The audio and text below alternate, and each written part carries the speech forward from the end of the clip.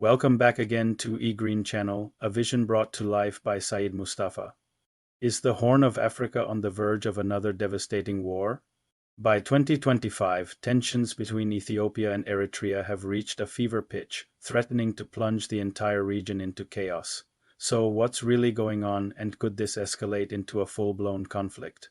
Let's break it down. At the heart of this crisis is Ethiopia's long-standing ambition to regain access to the Red Sea. For a landlocked nation of over 120 million people, direct sea access is not just a strategic goal. It's an economic lifeline. Prime Minister Abiy Ahmed has made it clear that securing a port is a national priority. However, this ambition is seen as a direct threat by neighboring Eritrea. From Asmara's perspective, Ethiopia's push for sea access looks like a prelude to an invasion, a move that could compromise its hard-won sovereignty. This fundamental clash of interests is the primary driver of the current turmoil. The situation is made even more complex by the unresolved issues from the recent Tigray War. Eritrean forces, which entered Ethiopia's Tigray region to support the federal government, have refused to fully withdraw from occupied territories. They are still present in several areas, restricting movement and maintaining a grip on the local population. This continued presence effectively keeps the region unstable and undermines the fragile peace agreement signed in Pretoria. Eritrea seems to be using its foothold in Tigray as leverage, creating a buffer zone and preventing the region from stabilizing. Making matters worse, there are allegations that Eritrea is actively working to destabilize Tigray from within. Reports suggest that Asmara is exploiting internal divisions within the Tigray People's Liberation Front or TPLF. By allegedly supporting breakaway factions and encouraging them to capture towns, Eritrea is accused of fueling internal conflict. This strategy serves a dual purpose. It weakens the TPLF, a longtime adversary, and it keeps Ethiopia bogged down with internal security threats, distracting it from its broader regional ambitions. This meddling pours fuel on an already smoldering fire, making a lasting peace in Tigray nearly impossible. Faced with these challenges, Ethiopia is exploring all its options for maritime access. The most direct route is through Eritrea, either by negotiation or by force, but Asmara has firmly rejected any proposal that infringes on its sovereignty. This has led Ethiopia to look at alternatives. One option is striking a deal with Somaliland, a breakaway region of Somalia, to lease a port. Another possibility involves routes through Djibouti or even Sudan. However, each of these alternatives comes with its own set of geopolitical complications and has been met with strong opposition, not just from Eritrea but from other regional players like Somalia and Egypt, who are wary of Ethiopia's growing influence. The tension isn't just political rhetoric. It's visible on the ground. Both Ethiopia and Eritrea have been engaged in significant military mobilization along their shared border. Satellite imagery and reports from the ground confirm a massive buildup of troops and heavy weaponry on both sides. Eritrea has reportedly buying missiles from Iran and issued calls for mass military enlistment, preparing its population for a potential conflict. In response, Ethiopia has deployed its own forces, creating a tense standoff that could erupt with the slightest provocation. The border has become a powder keg, with two large, well-armed forces staring each other down. Despite the aggressive posturing, Ethiopian Prime Minister Abiy Ahmed has publicly stated that his government prefers a peaceful resolution. He has called for dialogue and negotiation, emphasizing that war is not the desired outcome. However, these diplomatic overtures are viewed with skepticism by many observers. The actions on the ground, the military buildups, the strategic maneuvering, and the proxy conflicts speak louder than words. The underlying tensions and historical grievances run deep, and the current military preparations suggest that both nations are preparing for the worst, even as they talk of peace. The potential for a miscalculation or a deliberate escalation remains dangerously high. It's crucial to understand that this is not just a bilateral dispute between Ethiopia and Eritrea.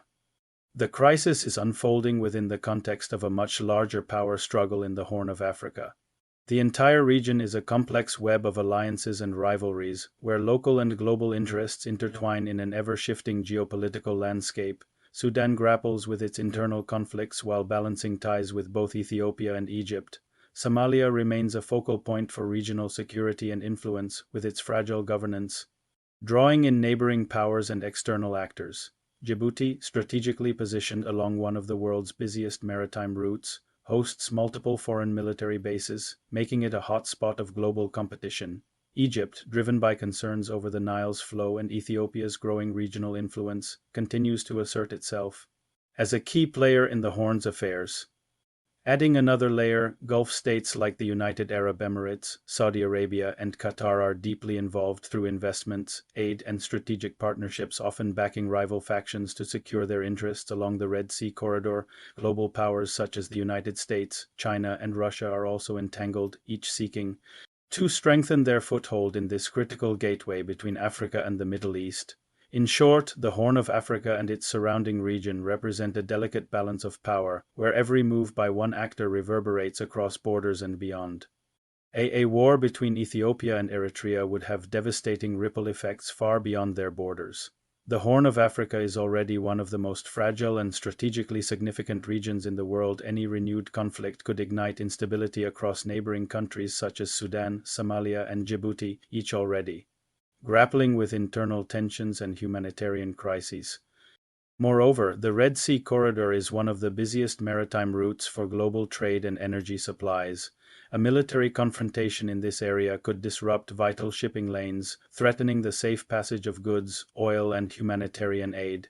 Such disruption would not only affect regional economies but could also drive up global shipping costs and energy prices, impacting markets as far away as Europe and Asia. In addition, the conflict could draw in external powers and regional rivals from Gulf states to Egypt who have strategic interests in the Red Sea and the Horn of Africa, potentially turning a bilateral clash into a wider geopolitical crisis. The humanitarian toll would also be severe, with mass displacement, food insecurity, and cross-border refugee flows further straining an already vulnerable region. It could trigger a wider regional conflict, create a massive humanitarian crisis, and unravel years of diplomatic efforts. The stability of the entire Horn of Africa hangs in the balance. So, where does this leave us? The path to de-escalation is narrow and fraught with challenges. It would require genuine commitment to diplomacy from both Addis Ababa and Asmara, likely facilitated by international mediators like the African Union. A potential solution could involve a comprehensive agreement that addresses Ethiopia's need for sea access while guaranteeing Eritrea's sovereignty and security. This might look like a long-term lease or a special economic arrangement for an Ethiopian-managed corridor to the sea. Furthermore, the complete withdrawal of Eritrean forces from Tigray and an end to any interference in Ethiopia's internal affairs are essential preconditions for building trust and achieving a lasting peace. Without a significant diplomatic breakthrough, the region is sliding towards a conflict that nobody can afford. The stakes are incredibly high, not just for the people of Ethiopia and Eritrea, but for the entire Horn of Africa and the international community. The world is watching, hoping that leadership and reason will prevail over ambition and historical enmity.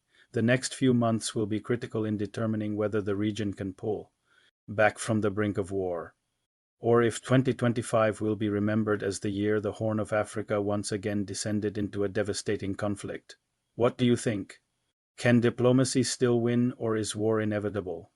Let us know your thoughts in the comments below. If you found this analysis helpful, please like this video and subscribe to eGreen channel for more in-depth reports on global affairs.